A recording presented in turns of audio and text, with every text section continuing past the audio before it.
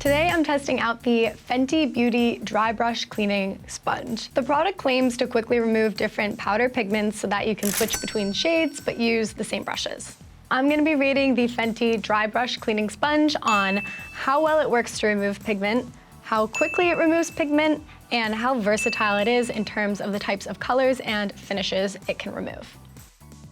I'm going to try my very best to recreate this beautiful rainbow eye look from Naomi Arnold that she created using the Jeffree Star Jawbreaker palette. The catch is I'm gonna be doing this complicated look with just these brushes and using the sponge to switch between shades on one eye, but on the other eye, not use the sponge at all and just really see if there's a difference.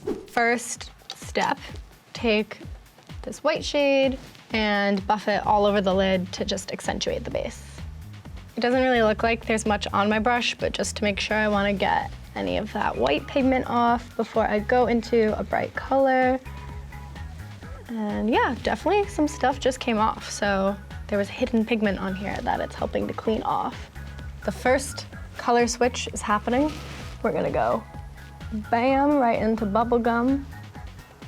So something I like to do after I lay a crease shade down is go in with a clean brush and really buff out the edges. So I'm just gonna try to clean this and then buff it out and hope that the sponge gets this pigment off. It's already clean. That was maybe 3 seconds. Impressive.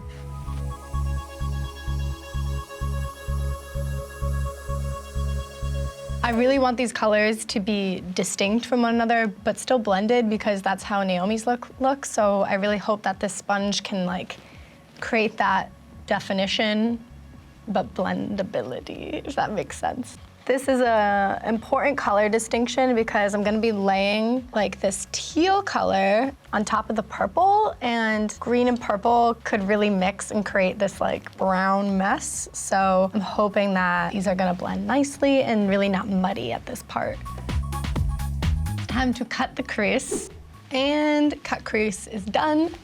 It's not perfect, but I am pretty proud of it. So we're all gonna pretend that it is really great. Now we have the green. The shade is definitely coming out patchy. I don't think it's anything to do with the brush or the sponge performance. I just think it's the shadow itself. I'm gonna take a Jawbreaker and go right here. And that shade I just used was a shimmer, so I'm actually curious if the sponge will take off like a shimmer formula more than just color, because I'm gonna go from the shimmer back into a matte, and if I do that, I don't want the matte to suddenly be sparkly. I feel like the way to tell if it did is I'm just gonna like swatch it right here and see if I see glitter on my arm. Can you see that? Or can you see the lack of? It's like right there. Nothing. It's clean, exactly. Going from a green to a red pigment now, which makes me very nervous. That could turn into like a muddy poop brown situation that we don't want on our rainbow eye. All right, I'm going from bright red into this white shade, so I don't want this turning into a baby pink. Please be clean because this is like the final crucial step. Wow. I just decided for funsies, I want to put a shimmer in the corner, but that means that this red has got to go. Now this is my inner corner, so if red pigment gets on my inner corner, I'm gonna look like I have bloodshot vampire insomniac eyes, which I do, but I don't want it to look like that.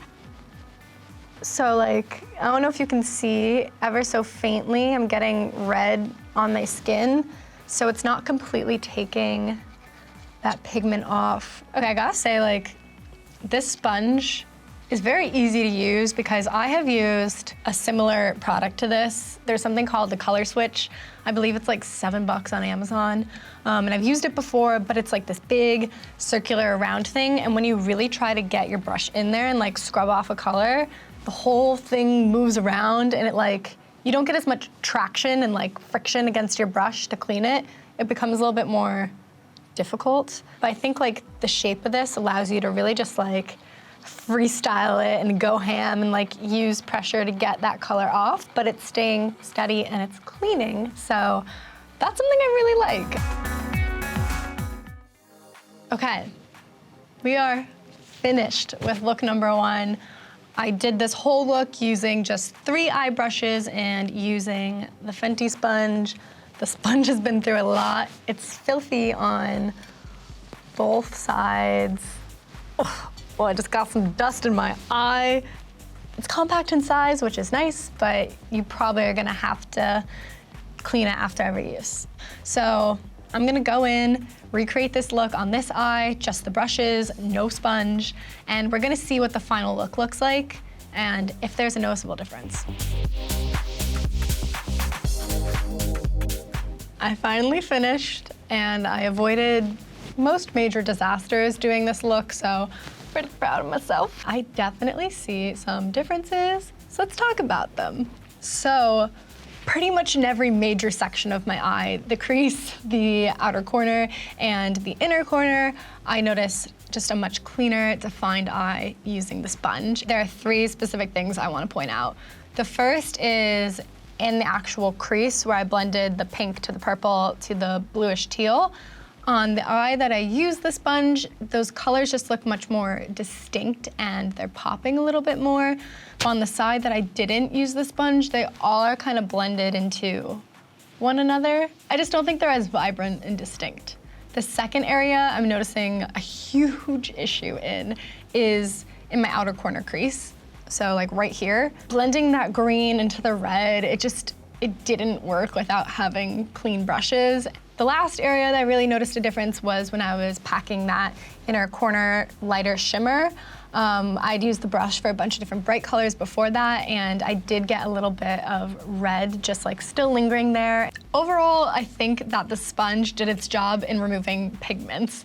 There was just one color that was a really saturated red shade, and I was having some trouble fully getting that off. It's not the fastest tool to use. It's definitely gonna slow down your process, but it is a little bit easier to use than other similar sponges to it on the market, which I think makes it faster than them.